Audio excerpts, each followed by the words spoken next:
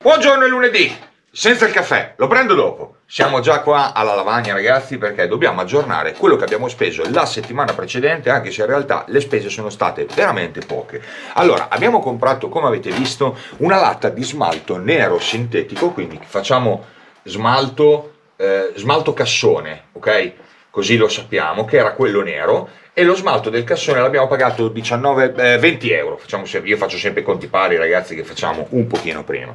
Poi dobbiamo aggiungerci, se avete visto, tutta la parte, diciamo, inerente alle taniche, quindi gli sganci rapidi, i rubinetti, le Y e tutto. Le ho pagate 14 euro più circa 5 o 6 del connettore. Aggiungiamo un altro 20 euro, d'accordo? E questo porta idraulica, lo chiamiamo così,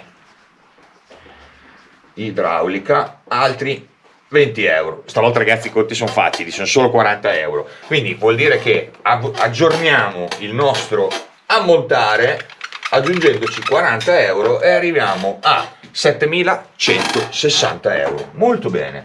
Fra l'altro, ragazzi, abbiamo un pochino le ultime spese grosse da affrontare, perché ci manca ancora l'assetto, che sì, l'abbiamo ordinato, ma chiaramente quando arriverà lo conteggiamo, e il restauro, chiamiamolo restauro, un pochino della tenda. Ma ragazzi, questa settimana facciamo una cosa carina, e soprattutto questa mattina facciamo una cosa carina. Andiamo a vedere cosa si può fare con un vecchio tablet come questo, e andiamo a vedere la strumentazione di bordo. Bene, ragazzi, eccoci tornati a bordo di Paguro. Dunque, come vi aggiornavo prima sul discorso strumentazione di bordo, vedete che diciamo gli attacchi sono già stati fissati. Fra l'altro, essendo un mezzo che dovrà farci parecchio fuori strada, oltre a questa ventosa, lo vedete qui sotto, qui dentro c'è il Polymax Light-Tac, in questo caso quello nero, sia di qua che di qua, in modo che la ventosa in sé e Light-Tac, che è comunque un qualcosa che regge molto bene le vibrazioni, sono sicuro che non perdo la strumentazione per strada. Ora, la nostra strumentazione di bordo consta, ecco, diciamola così, in questo vecchissimo Garmin, è un Etrex Vista, diciamo che era un GPS cartografico da passeggio, chiamiamolo così, e ha un vantaggio che l'ho fissato su questo piccolo supporto che era un vecchio portatelefoni, l'ho modificato e sono tranquillo. Diciamo che questo è un po' il mio fortalamo, vuol dire che qualunque cosa succeda lui è solo ad agganci GPS e all'interno della sua schedina ci sono le cartografie base praticamente di tutta Europa, quindi è una cosa molto buona. Ora, se volete, lo accendiamo anche, che andiamo a vederlo, gli diamo anche un po' di luce. Esatto, e questo è il nostro Garmin. Quando, diciamo, qualunque cosa succeda, io vado a vedere, vedete, questa è la cartografia in questo momento. Lui adesso sta cercando un attimino i satelliti e mi dà le informazioni di base che mi possono servire. Vuol dire che qualunque cosa succeda, io ho comunque un GPS cartografico che almeno un punto lui mi regge, il famoso PDI, cioè vuol dire che, o il POI, il punto POI, vuol dire che io gli do una coordinata geografica e lui mi dice ok, è 200 km di là, quindi ti dà la famosa rotta. Questa è, diciamo, quella cosa che non ti abbandonerà mai. Perfetto. Mentre invece noi andremo a lavorare su quello che abbiamo fatto. Cioè, abbiamo usato un vecchio tablet, è un vecchio 7 pollici Huawei, quindi anche un buon tablet, e l'ho blindato su questo supporto. Vi faccio vedere la blindatura. Allora, qui dentro, che praticamente questo sarebbe a cricco per intenderci, qui dentro gli ho messo tutto il Light-Tac della Polymax in modo che si sia infilato in tutta la sua ghiera, e per di più anche l'attacco è stato incollato e sigillato. Oltremodo ho attaccato questo piccolo legnetto che mi smorzerà le vibrazioni, lo vedete meglio da qua, e anche questa parte, come vedete, è sigillata. Diciamo che ho creato un piccolo corpo unico. Ora lo montiamo sul supportino, lo andiamo a accendere perché vi faccio vedere a cosa serve. Ecco, ragazzi, come si presenta il nostro sistema di navigazione. Ma ora ne parliamo meglio. Come vi dicevo, quando avete un vecchio tablet e, diciamo, abbandonato là nel cassetto, indicativamente basta che abbia un Android 7, diciamo, non oltre, quindi questo è un tablet che ha più o meno un paio d'anni, è più che sufficiente. Prima di tutto, col fatto che uno schermo da 7 non è enorme, e l'unica app che ci interessa è questa qui, si chiama Navigator. Navigator è un navigatore GPS cartografico libero, vuol dire che 1 non costa niente, 2 le mappe sono liberamente scaricabili perché si basa sulle mappe OSM, cioè le OpenStreetMap, che sono abbastanza affidabili e soprattutto vantaggiose. Come vedete all'accensione mi dice se voglio il Navigator, diciamo, a pagamento o il free. Io vado tranquillamente con il free e lui mi parte e mi va nella mia schermata, diciamo, di configurazione. Siamo qui e noi possiamo fare già, come vedete, un sacco di cose. Posso dargli, vedete, un poi, quindi un punto di mio interesse, quindi posso anche cercare qualcosa che mi interessa vicino a me con il GPS, oppure gli posso dare delle coordinate geografiche, in questo caso minuti primi, quindi ottima cosa. Questo mi serve perché ci sono tanti posti quando si va in overland dove non è che ci sia la via, dico seconda duna, gira a sinistra, negativo, quindi ho bisogno di coordinate e mi vuole qualcosa che lavori con le coordinate. Ora andiamo a vedere direttamente anche, ad esempio, sulla mappa qual è il tipo di visualizzazione, ed eccomi qua. Vedete che nel momento in cui io clicco la N, cioè arriviamo al punto in cui noi siamo in questo momento, vedete? Eccoci qua, siamo a Casa Arcadia fisicamente e ho questa possibilità. Fra l'altro ho già un sacco di informazioni anche sotto, come le coordinate geografiche e tante altre cose. Questa è una cosa veramente molto interessante. Ora, un'app del genere ho un vantaggio: non ho bisogno di internet perché tutte le mappe sono in locali, quindi voi potete scaricarvi l'app, scaricarvi le mappe che vi interessano, quindi di tutta Italia, di tutti i paesi che vi interessano, li caricate su un SD a parte, così non occupate la memoria del tablet, e voi avete di fatto un GPS cartografico sempre disponibile. Ci sono anche, ragazzi, un sacco di altre app che si possono interfacciare, e qual è il vantaggio? Che di fatto, avendo un piccolo tablet in macchina, mi è sufficiente, avendo lui il wifi, attivare l'hotspot dal mio telefono e dargli connessione. In automatico potrei, ad esempio, scaricarmi Park4Night, per darvi un'idea, quindi me lo metto su e so che se mi serve vado a navigare. Park4Night si configura con Navigator, cioè vuol dire che io trovo una zona che mi piace in Park4Night, gli dico di navigarlo e facciamo la navigazione direttamente con Navigator. Questa è una cosa veramente molto carina.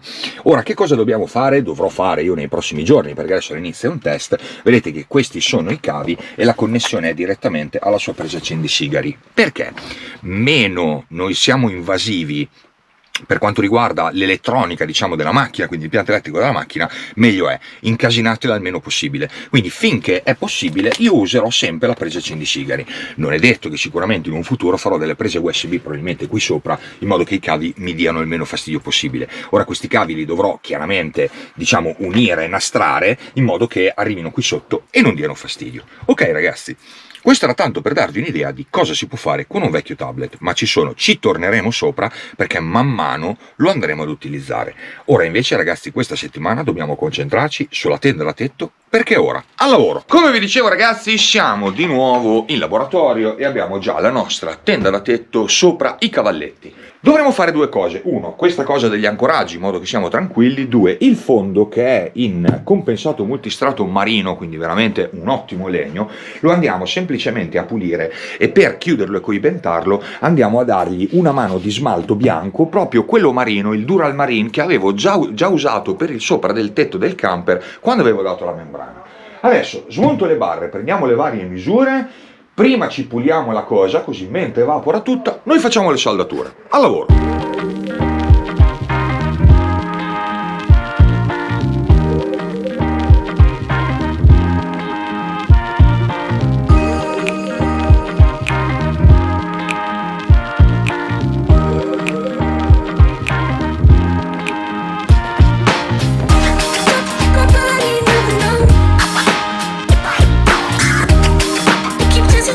Everybody just a lot of that,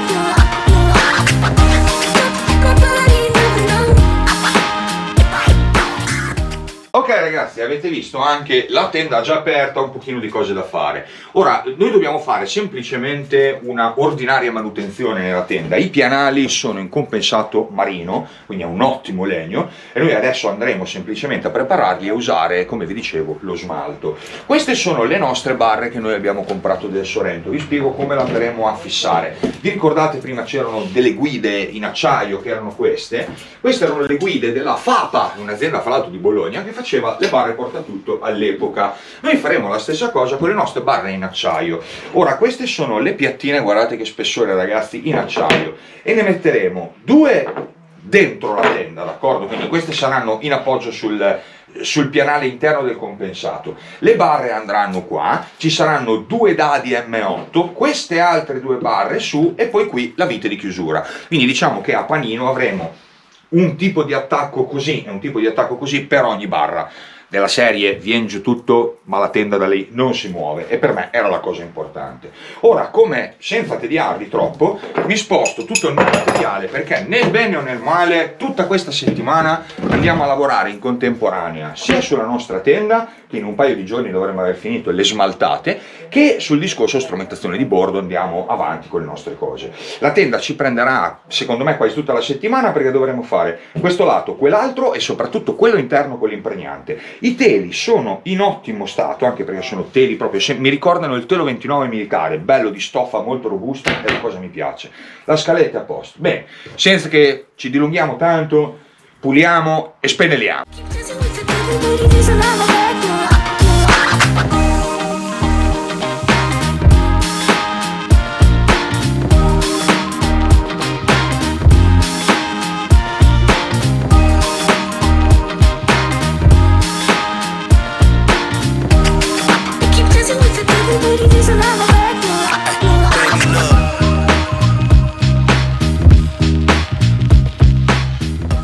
Una bella spennellata, direi che ragazzi, un bel lunedì, Abbiamo fatto veramente un sacco di cose. Ora aspetto 2 o 3 ore, darò, guardate, la seconda mano, in modo da fare tutta la buona copertura. Questo smalto è veramente ottimo, l'avevo già usato ed è apposito, ve lo faccio vedere. Lo fa la Creon, guardate, lo chiama Dural Marine, è fatto apposta, vedete, smalto resistente, graffi e agenti atmosferici. Quindi di fatto è un antigraffio, è fatto bene apposta per la nautica. Considerando che questo pianale della tenda sta sempre all'esterno, va bene. Ragazzi, ci vediamo domani. Buongiorno, è martedì. È già finito martedì. Niente, come non detto, è ancora qui che appiccica un pelino buono, appena fatto la pelle. Ho già capito. Ci guardiamo domani. Buongiorno, è mercoledì ragazzi, siamo già pronti e pieni di battaglia. Oggi è sufficientemente, diciamo, asciutto per poterci lavorare, anche perché dobbiamo questa mattina attaccare le nostre barre portatutto al fondo della tenda. Vedete che ho fatto i primi 2 fori facendo direttamente le misure. Ora vi metto subito al lavoro perché dobbiamo recuperare, visto che ieri praticamente abbiamo fatto poco. Via, pronti!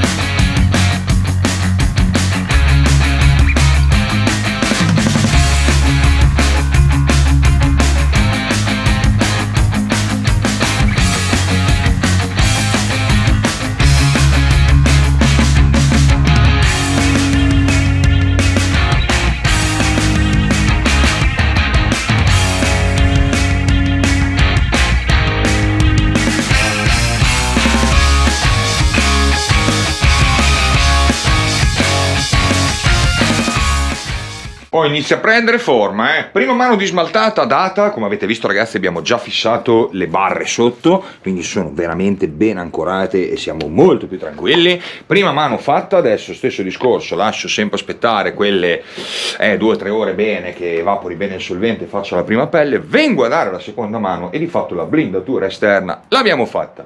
Ragazzi, cominciamo già a avvicinarci verso il fine settimana e voglio fare ancora un sacco di cose, ma venerdì voglio almeno riuscire a montare la tenda sul tetto e provarla. Vediamo se ci riusciamo. Intanto, a domani. Buongiorno, è giovedì! Oh ragazzi, allora, di volata, scusate c'è un po' di fumo, ho appena aperto la stufa. Allora, di volata facciamo subito la seconda mano e poi dopo andiamo, mentre qua asciuga, tanto inutile che guardiamo la seconda mano, andiamo direttamente fuori, controlliamo il discorso della strumentazione di bordo e soprattutto il cassone, che facciamo il collegamento con la macchina e accendiamo il frigo. Data l'altra mano cominciamo a ragionare sul cassone che avete visto. Ora ragioniamo sul primo punto di ricarica. Intanto abbiamo Giacomo La Penny, sta facendo un sacco di giardinaggio, che culo. Come vedete, abbattendo la prima parte del sedile noi ci troviamo sul culo del nostro cassone. Questo è l'attacco con la spina a 12 volt, diciamo, di punto di ricarica. Vedete che io ho semplicemente preso una prolunga, guardate, che arriva qui e arriva qui, d'accordo? Vedete che passa nel punto di sfiato. Quindi io nel momento in cui semplicemente la vado ad innestare nella macchina, nella mia presa da 120 watt, ora vedete il collegamento. Andiamo a vedere cosa succede, perché questa presa ha la sfiga al momento di essere sempre alimentata. Riceve comunque ogni tanto, spero che riusciate a vederlo, della corrente. Vedete che passa da 0, poi riparte 10, 20, questo perché è spenta la macchina, di conseguenza la batteria della macchina oscilla sui 12,5, lui più di un X non lo dà. Buono o male, ma sicuramente la cosa migliore sarà portare questa presa direttamente sul sottochiave. Vi faccio vedere perché. Ok, perfetto. Ora, come noi andiamo ad accendere il veicolo, quindi l'alternatore innalza la tensione, guardate un po', noi abbiamo un punto di ricarica completamente stabile e vedete che si ferma sui circa 107 watt, ok? Quindi tenete conto che noi andiamo a ricaricare la nostra povera batteria al litio quasi a 10 ampere, più o meno 8,5, 9 ampere.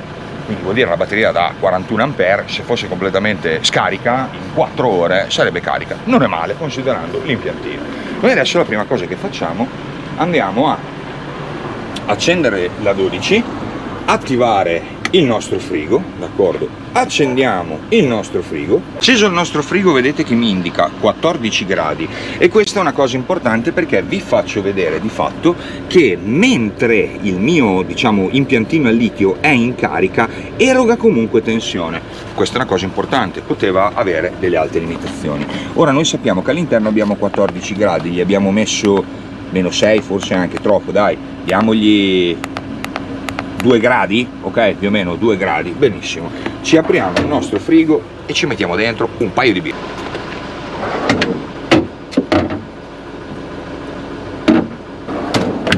Ottimo!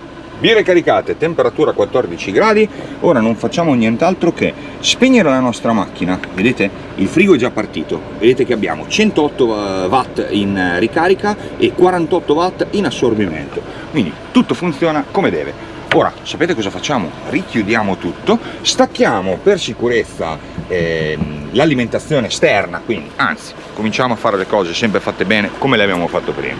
Spegniamo la macchina. Stacchiamo la nostra connessione di alimentazione, ok? Fatto. Noi abbiamo il nostro impiantino che semplicemente va a erogare senza andare a ricaricare. Perfetto, vedete che arriviamo quasi a un picco di 50 watt, il compressore è partito. Ora noi ci chiudiamo la nostra macchina e ci guardiamo più tardi. E vi spiego come siamo messi. Ok, sto usando lo scaldino per cercare di chiaramente migliorare l'asciugatura della tenda. Cioè ragazzi, verniciare con lo smalto a fine ottobre è qualcosa di disastro, però fa parte del gioco. Invece volevo farvi vedere una cosa bellissima. Ho fatto del casino. Vi ricordate prima che abbiamo acceso il frigo e messo le birre? Avevamo il frigo a 14 gradi, fra l'altro la macchina come vedete sotto il sole va, fino a ottobre non è sicuramente caldo. Guardate un po' che temperatura è adesso. Siamo già a 1 grado. La batteria, lui me la dà scesa diciamo al 60%, ma come avevate visto quando abbiamo fatto il test, io non l'avevo neanche ricaricata. E la cosa bella è che... oh, che spettacolo ragazzi, che spettacolo. Io lo lascio acceso così lo lasciamo in test, che oggi pomeriggio secondo me una birretta ce la facciamo. Ci tenevo a farvi vedere il collegamento, il primo collegamento diciamo con il cassone, e ve lo ripercorro un secondo. Eccolo qua. Io sto usando, come vedete, tutte queste connessioni che sono le connessioni della presa accendisigari. Perché? Perché cerco di modificare, come vi spiegavo, il meno possibile sia il collegamento del veicolo che il collegamento originale anche del mio impiantino a litio. Mi è più semplice perché chiaramente una presa accendisigari, avendone dietro di ricambio, fai sempre in fretta, diciamo, a controllarla, sigillarla, cambiarla o altro. Bene. Ragazzi, è stato un bel giovedì. Domani, che è venerdì, dovremo riuscire a mettere la tenda sul tetto, fare la prima apertura e prendiamo un pochino di ingombri. È una settimana carica, bello. Buongiorno, è venerdì! Ragazzi, con la tenda pronta, adesso senza indugi prendiamo la tenda, la mettiamo sul tetto, apriamo, vediamo che è, poi il tutto lo dobbiamo smontare lo stesso. Però intanto andiamo a vedere come sta aperta.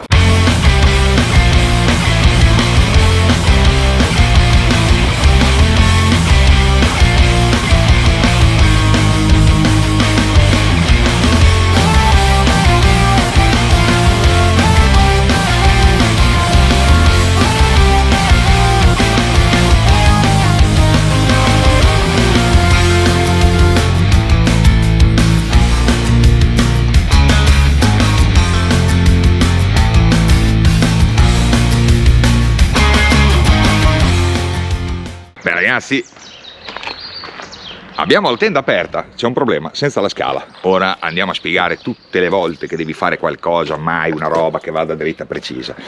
Parte sotto della scala, parte sopra, quello come intuite, questa parte si infila qui dentro e a seconda dell'altezza viene bloccata, vedete, con i cricchettini. Perfetto. A me mancano, per essere tranquillo, anche perché la scala, ragazzi, ricordatevi che è un punto di appoggio, quindi è fondamentale, mi mancano una trentina di centimetri. Io ne riesco a recuperare 15 da qua, vedete che qui ho i fori e si fermano a questa altezza, vedete quanto margine ho ancora, quindi io posso fargli un altro foro qua andando a recuperare circa 12-13 centimetri.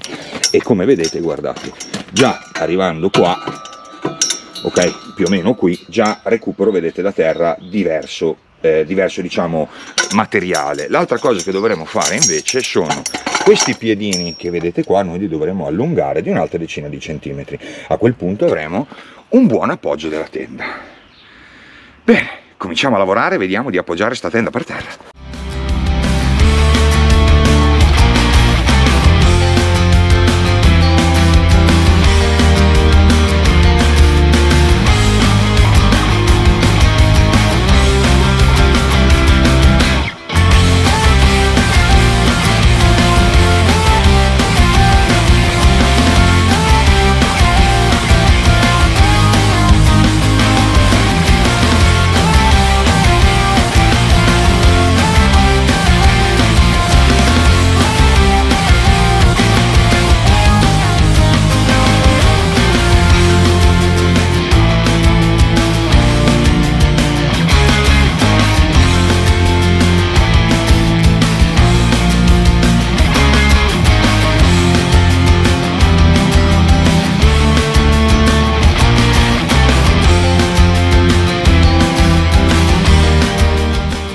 Allora, prima modifica fatta, e di fatto vedete che la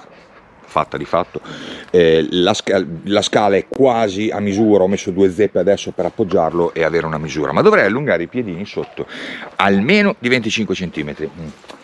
Secondo me diventerebbe una mezza salamata, va bene il fai da te, ma diventa un qualcosa che si estende un pochino troppo, anche perché ho trovato in vendita le scale estensibili in alluminio, costo di 65-66 euro, si possono spendere, portata 150 kg, estensione massima 2 metri, vorrebbe dire che riesco a fare tranquillamente questo con la scala, quindi molto probabilmente si andrà ad optare per questo, cioè vuol dire togliere la vecchia scala completamente e infilarci quella in alluminio, ma fondamentalmente guadagniamo anche, se ci pensate, in peso, che non è poco, e questo potrebbe essere interessante.